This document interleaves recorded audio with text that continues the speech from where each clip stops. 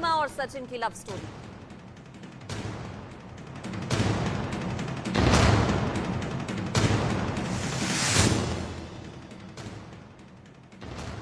PUBG वाला प्यार सीमा हैदर को करीब 15 लाख का पड़ा है, ऐसा दावा दरअसल पड़ोसी कर रही है और इंडिया न्यूज को भी एक्सक्लूसिव जानकारी मिली है। पड़ोसियों के दावे वाला ऑडियो हम आपको दिखाते हैं, जिसमें रब्बूपुरा में सचिन के पड़ोसी बता रहे हैं कि सचिन की जो गिरवी जमीन थी वो सीमा ने छुड़ा ली है। साथ ही साथ लेटेस्ट जानकारी ये मिल रही है कि पॉलीग्राफी टेस्ट भी होगा। यूपी एटीएस सीमा का पॉलीग्राफी टेस्ट करवा सकती है। सीमा से 2 दिन 15-15 घंटे तक की पूछताछ हुई है। कई घंटों की पूछताछ सीमा से हुई है एटीएस की टीम की तरफ से। कई लाख रुपए कर्जा पता नहीं। हाँ, इन पे कर्जा तो था ही। गुरबान पकड़ पड़ कर ले जाता। अच्छा, सचिन आ रहे इनके पिता को है। हाँ, बनिए का दिया पहले जाती फिर घर छोड़ा। मुझे लग रहा है कम से कम सीमा ने इनके 10 लाख रुपए दे दिए होंगे उधार के। और ज़्यादा ना वहाँ से बहुत पैसे दिए। पेटीएम करते रहिए यार, मगर ये इनके लिए सच्ची है पूरी। सीमा इनके लिए सच्ची है, मगर मुझे इनका भरोसा नहीं है। इनने तो आबाद कर दी। इनके समझ लो जिंदगी के दुख हर लिए ने सीमा ने। हाँ, बेचारा गरीब मारा था। क्योंकि इसका जो सीमा का पति था, इसको हर महीने 70-80 हज़ार रुपये दिया करता था। वो तो सब पता है। जमीन यही थी, यही वाली जमीन थी, छुड़वाई थी। ये वाली जमीन ना जिसमें रह रहे हो। अच्छा, यही है। दो में नहीं आ रहे हो रहे हो तो 2-3 कमरे होंगे इसमें। तो लाइट भी तो नहीं है ना इनके घर में, एक ही लाइट है। मैं बताता हूँ, शुरू से हम देखते हैं घर बराबर में। अच्छा, शुरू से। अच्छा। हाँ, इनकी तरफ से पैसा, मोहब्बत है। इनकी तरफ से पैसा, सीमा की तरफ से मोहब्बत है। कुछ नहीं है पूरा ब्याज के ना, बनिया के सौदे के। अच्छा, बनिया को किसी से लिया सौदा, फिर दोबारा खाते चालू हुआ है। 5 दिन 6 लाख रुपये में घर के दिया है। तो एक बड़ी खबर यह है कि सीमा हैदर का पॉलीग्राफ टेस्ट हो सकता है। इसके अलावा सीमा ने राष्ट्रपति द्रौपदी मुर्मू से भी गुहार लगाई है। राष्ट्रपति से सचिन संग रहने की गुजारिश की गई है सीमा हैदर की तरफ से। सीमा ने राष्ट्रपति के पास दया याचिका दायर की है। 4 बच्चों के साथ भारत में रहने की इजाजत मांगी गई है। जो दया याचिका लगाई गई है वो कई पन्नों की है, जिसमें कई एग्जाम्पल्स भी दिए गए हैं सीमा हैदर की तरफ से, उसके वकील एपी सिंह की तरफ से।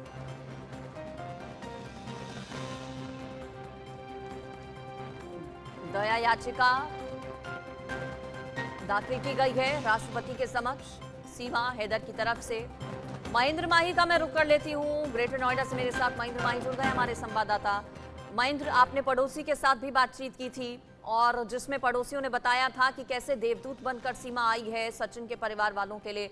पॉलीग्राफी टेस्ट की भी खबरें आ रही हैं। साथ ही साथ राष्ट्रपति को जो याचिका लगाई गई है, जो राष्ट्रपति के समक्ष मांग रखी गई है सीमा की तरफ से, उस पर कोई जवाब आया क्या?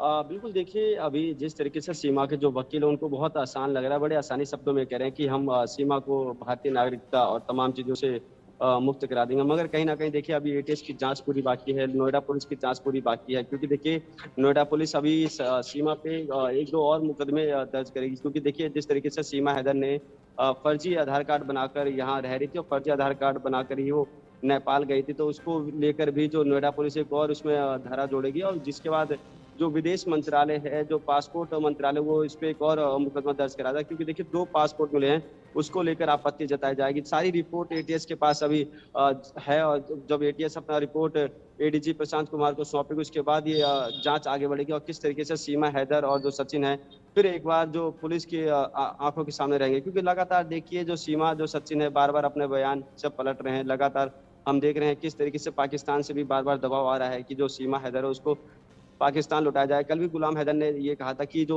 सीमा है उसको पाकिस्तान डिपोर्ट किया जाए।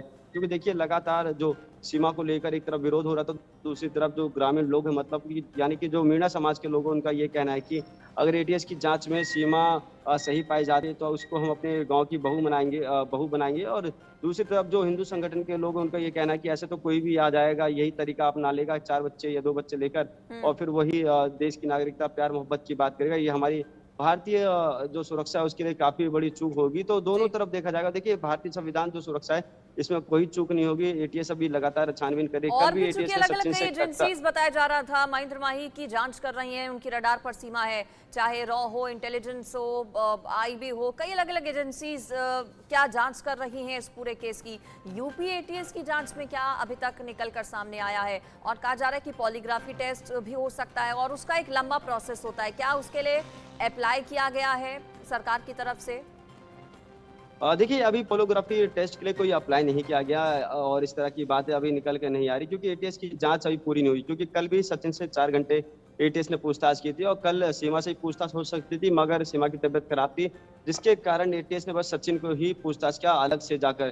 तो देखिए, एटीएस की पूछताछ कम से कम 1 सप्ताह चलेगी। अभी आप मान लीजिए 24 घंटे हुए हैं, यानी कि पहले दिन जब सीमा, हैदर, सचिन और नेत्रपाल सिंह से तकरीबन 8 घंटे पूछताछ हुई थी, अगले दिन सीमा, सचिन और नेत्रपाल से तकरीबन 9 घंटे पूछताछ हुई थी। तो तकरीबन जो एटीएस की जांच होती है पूरे 1 सप्ताह चलती है। उसके बाद जो एटीएस की एक टीम है वो नेपाल गई थी और तमाम ठिकानों पे जाके पूछताछ कर रही है, जहां सीमा, हैदर और सचिन एक साथ रुके थे, जहां सीमा हैदर ने सचिन के साथ शादी की थी। क्योंकि तस्वीरें देखिए सोशल मीडिया पे लगातार अपलोड हो रहा है। क्योंकि देखिए, पहले ही अगर सीमा इतनी इनोसेंट होती, जो वो फोटो है सचिन के साथ शादी करने की, पैर छूने की, वो पहले ही सोशल मीडिया पे अपलोड कर देती, पहले ही तमाम चीजों को बता देती। पुलिस, जब लोकल पुलिस ने उससे पूछताछ की तब उसने नहीं बताया। जब उसको लगा नहीं अब जो तलवार है वो ज्यादा लटक रही है, तो उसने सोशल मीडिया पे फोटो अपलोड की और फिर पुलिस ने भी दिखाया कि किस तरीके से सचिन ने हिंदू परंपरा के मुताबिक सचिन से शादी की। मगर देखिए, जिस तरीके से बार बार ये कहा जा रहा है कि सीमा एक आईएसआई एजेंट हो सकती है, बहुत तेज तर्रार महिला है, जिस तरीके से लगातार वो अपने बयान पलट रही है, या जब भी सचिन से सवाल पूछे जाते हैं वो उसको इशारे कर देती है, हाथ मार देती है और उसको चुप करा देती है। और दूसरी तरफ देखिए, जब से एटीएस की पूछताछ हुई है, सीमा के हाव भाव बदले से नजर आ रहे हैं। जिस तरीके से पहले वो बेबाकी से बोलती थी, अब वो बेबाकी से नहीं बोल रही। जिस तरीके से तबीयत लगातार कैसी है इसके अलावा? चूंकि कल तबीयत नासाज थी, ग्लूकोज चढ़ा था सचिन और सीमा दोनों को, अभी फिलहाल तबीयत पर क्या अपडेट है महेंद्र? देखिए, तबीयत कल के मुताबिक अगर बात करें तो डॉक्टर से अभी जस्ट हमारी बात हुई, उन्होंने कहा पहले से बहुत तबीयत ठीक है, 90% तक सुधार हुआ है। और सुधार होते ही जितना मुझे लगता है कि एक बार फिर से एटीएस उनको सेफ हाउस ले जाएगी और पूछताछ करेगी। क्योंकि देखिए, अभी भी शक की सुई जो सीमा पे है लगातार लटक रही है और सचिन हैदर पे लटक रही है। वहीं दूसरी तरफ देखिए, ग्रामीणों का यही कहना है कि जो सीमा है वो बहुत सारा अपने अकाउंट में पैसा लेके आए थे, जिसके कारण जो सचिन के परिवार है, इसलिए सीमा को अपने घर इसलिए रख रहे थे ताकि उनके जो कर्ज है वो उतर चुके। क्योंकि देखिए, जो सचिन है वो ज्यादा कमाता नहीं था, 10 से 12 हजार की नौकरी करता था, वो भी वो छोड़ चुका था। और सारे पेमेंट देखिए, आप चाहे नेपाल की बात करें, सिद्धार्थ नगर की बात करें, सोनाली बॉर्डर की बात करें, तमाम जगहों पे जो पेमेंट था वो सचिन करता था। क्योंकि सीमा ने सचिन के अकाउंट में पैसे ट्रांसफर करवाए थे। क्योंकि ये भी पता चला था कि कराची में सीमा ने अपना 12-13 लाख का मकान बेचा था, ज्वेलरी थी वो लेके आई थी। गुलाम हैदर जो उसको पैसा भेजता था वो भी वो सेव करती थी। क्योंकि बच्चों की वहाँ वो पढ़ाती नहीं थी, बच्चों को अपने घर में रखती थी पूरे दिन। बताया जाता था कि सीमा अपने घर से बाहर नहीं निकलती थी। यही भी एक कारण हो सकता है कि जो गुलाम हैदर पैसा भेजता है सब इकट्ठा कर रही हो और एक मौका ढूंढ रही हो कि किस तरीके से वो पाकिस्तान से भारत आ जाए। और इसी सिलसिले में देखिए, लगातार हमने देखा किस तरीके से सीमा खुद बता रही है कि कैसे वो एक एजेंट से मिली, एजेंट से उसने अब आगे क्या होगा? लेकिन महेंद्र माही, देखिए कई सारे सवाल हैं सचिन और सीमा को लेकर, लेकिन उस सबसे बड़ा सवाल ये है कि अब आगे क्या होगा? राष्ट्रपति के समक्ष गुहार लगाई गई है, इसके अलावा क्या विदेश मंत्रालय का, गृह मंत्रालय का भी रुख किया जा सकता है एपी सिंह की तरफ से, जो कि सीमा के वकील हैं?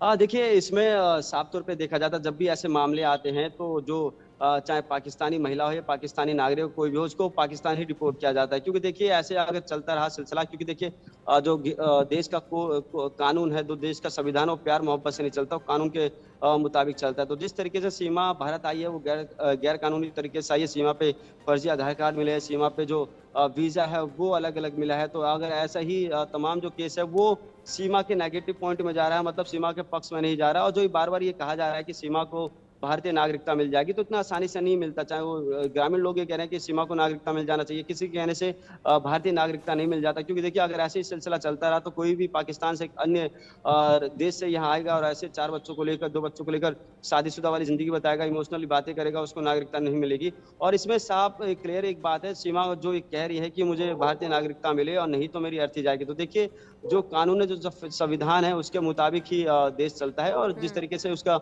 जो सीमा का वकील है वो ये बता रहा है कि सचिन सीमा को यहाँ की नागरिकता मिल जाएगी, तो कहीं ना कहीं इसको इनको बहुत ज्यादा मुश्किलें आने वाली हैं। और एक सप्ताह में देखिए एटीएस की पूरी रिपोर्ट फाइनल हो जाएगी, लोकल पुलिस की पूरी रिपोर्ट फाइनल हो जाएगी, रॉ की जो इनपुट है वो भारत सरकार को सौंप दिया जाएगा, उसके बाद जो विदेश मंत्रालय है उसको रिपोर्ट सौंप दिया जाएगा। और कहीं ना महेंद्र, कहीं एक क्या आज भी यानी पुलिस कि वहां पर पहुंची है? क्या रबुपुरा गांव में सीमा और सचिन के घर पर चूंकि यूपी पुलिस का पहरा है, क्या आज भी पुलिस की मौजूदगी है?